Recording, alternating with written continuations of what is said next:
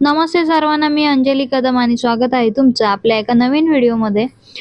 काव्य आणि काव्याच्या पप्पांची चालले मस्ती. मस्त दोघं जण खेळत आहेत. संध्याकाळचं अभ्यास वगैरे झालेला आहे आणि मित्रमैत्रिणींसोबत कितीही खेळून आली ना काव्या, पप्पांसोबत थोडा वेळ तरी खेळायची इच्छा असतेच तिची आणि त्यांच्यासोबत खेळायला फार एक्साइटेड असते आणि मजा येते तिला त्यांच्यासोबत मस्ती करायला.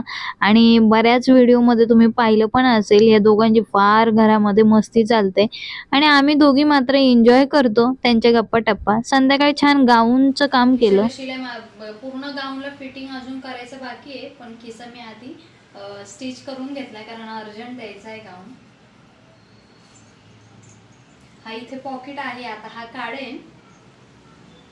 हा असा खिसा अटॅच झाला, साईडला खिसा शिवून हवा होता कस्टमरला आणि याचा मोठा व्हिडिओ मी ऑलरेडी अपलोड केलेला आहे. तुम्ही नवीन शिवणकाम करत असाल तर तुम्ही तो व्हिडिओ पाहू शकता. खूप सोपी पद्धत आहे गाऊनला खिसा शिवण्याची. आणि एक तक्षशिला पैठणी होती ज्याचा सिंपल असा ब्लाऊज शिवायचा होता आणि फक्त ब्लाऊजच्या बाहीला चुन्यांची डिझाईन करायची होती. तीही साडी आणि ब्लाऊज दिला आणि गाऊन रेडी केल्या आणि गाऊन सुद्धा कस्टमरला दिल्या. तुम्ही व्हिडिओ पाहिला नसेल गाऊनचा तर नक्की पहा. काही टिप्स आणि ट्रिक्स सांगितलेल्या आहेत. किती छान फिनिशिंग आले पाहू शकता तुम्ही खिसा बसवण्यामध्ये. आणि हे काम खरं तर थोडं अर्जंट होतं, त्याच्यामुळे स्वयंपाक थोडासा साईडला ठेवला होता. आणि नेहमीच्या रेग्युलरच्या भाज्या खाऊन खरं तर कंटाळा येतो. मग काय 3-4 भाज्या जर घरात अवेलेबल असतील, ते अवेलेबल असलेल्या भाज्यात शिजवून आम्ही आता पावभाजी करण्याचा बेत करत आहोत. त्यापूर्वी ड्रॉइंग करण्याचं काम चाललं होतं आणि काव्याला त्यांनी ड्रॉइंग करून दिली होती, जी काव्याला बिलकुलही पसंत पडली नव्हती. आणि अनन्याला थोडीशी मी ड्रॉइंग काढून दिली होती, ज्याचं ती कलरिंग करत होती. आणि छान अनन्या मॅडमला उद्या द्यायची होती ड्रॉइंग, तर तिची गडबड चालली होती. आणि अनन्या ड्रॉइंग करते म्हणल्यानंतर काव्या मॅडमला पण सेम ड्रॉइंग करून हवे.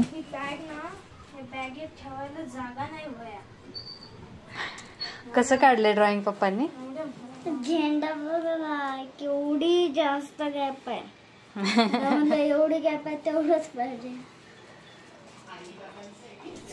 इथे अचानक ठरवलं आम्ही की पावभाजीचा बेत करायचा. मग काय अवेलेबल ज्या भाज्या होत्या, वाटाणे असतील, बटाटा असेल आणि आपली ढोबळी मिरची वगैरे, ह्या सगळ्या भाज्या शिजवून घेतलेल्या आहेत. आणि इथे मी आता पावभाजीला फोडणी देते. खूप साधी सिंपल अशी पावभाजी बनवते मी. कांदा फ्राय करून घेतलेला आहे आणि त्याच्यामध्ये तेजपत्ता फ्राय करायला ठेवलाय मी. छान गुलाबी कलर आला कांद्याला की मग त्याच्यामध्ये टोमॅटो वगैरे फ्राय करून घेऊया आपण. खूप सिंपल आणि साधी रेसिपी करते, छान होते अशीच पावभाजी. आता छान कांदा टोमॅटो फ्राय झाल्यानंतर त्याच्यामध्ये आलं लसूण पेस्ट टाकून, सगळे मसाले टाकून, शिजलेल्या भाज्या ह्या टाकून द्यायच्या, म्हणजे छान सिंपल अशी पावभाजी तयार होते. आता इथे कांदा टोमॅटोला वाफवून घेतलेला आहे मी आणि याच्यामध्ये आलं लसूण पेस्ट टाकली आहे. हे छान फ्राय झाल्यानंतर त्याच्यामध्ये आता फायनली मसाले टाकणार आहे. पहिले जर टाकले हळद, नंतर टाकलेला आहे जिरा आपला धना पावडर, मिरची पावडर आणि मसाल्यामध्ये थोडंसं मीठ आणि आवडीनुसार तुम्हाला जो पावभाजी मसाला आवडतो तो. आणि मला तर सुहानाचा पावभाजी मसाला फार आवडतो, त्याच्यामुळे मी सुहानाचेच सगळे मसाले वापरते. छान आता हा मसाले मिक्स झाल्यानंतर याच्यामध्ये भाजी जी शिजवून घेतलेली आहे मी ऑलरेडी, ती छान स्मॅश करायची आणि त्या मसाल्यामध्ये व्यवस्थित मिक्स करायची. आता एवढी घट्ट काही आपण पावभाजीची भाजी ठेवणार नाहीये, पण छान मसाले लागल्यानंतर आपण त्याच्यामध्ये गरम पाणी टाकणार आहोत. खूप साधी सिंपल रेसिपी आहे आणि छान होते अशीच पावभाजी. अशा 2-3 भाज्या जरी अवेलेबल असल्या ना तरी आम्ही पावभाजीचा बेत हा नेहमी करतोच.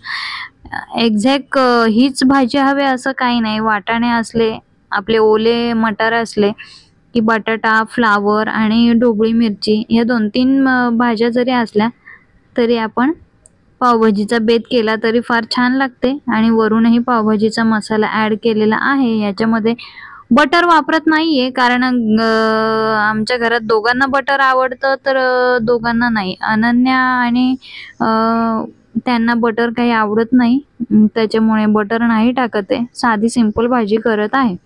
अशी सिंपल रेसिपी तुम्ही करून पहा, आवडेल तुम्हाला नक्कीच. छान पावभाजी झालेली आहे. आणि खरं तर काहीही विचार नव्हता डोक्यामध्ये पावभाजी करावी, पण अवेलेबल भाज्या होत्या, त्याच्यामुळे झटपट पावभाजी तयार झालेली आहे. छान. आता पावभाजी नंतर ब्रेड किंवा ते लादी आणलेली आहे, ते छान गरम करूया आणि आम्ही आता जेवायला घेऊ. अनन्या आणि काव्याला असं काही विशेष असलं जेवणामध्ये की फार इंटरेस्ट येतो जेवणामध्ये. छान लादी पण आणलेली होती पावाची. लादी नसेल तर ब्रेड सोबत तुम्ही प्रेफर करू शकता पावभाजी. आता पहिला मान काव्या मॅडमचा, कारण काव्याची फरमाईश असते असं काही वेगळं खायचं असेल काव्याला की ती इंटरेस्ट घेऊन सांगत असते, आज हे बनव, उद्या ते बनव. पहिले तर काव्याची बघूया एक्सपिरियन्स, तिला कशी वाटते पावभाजी.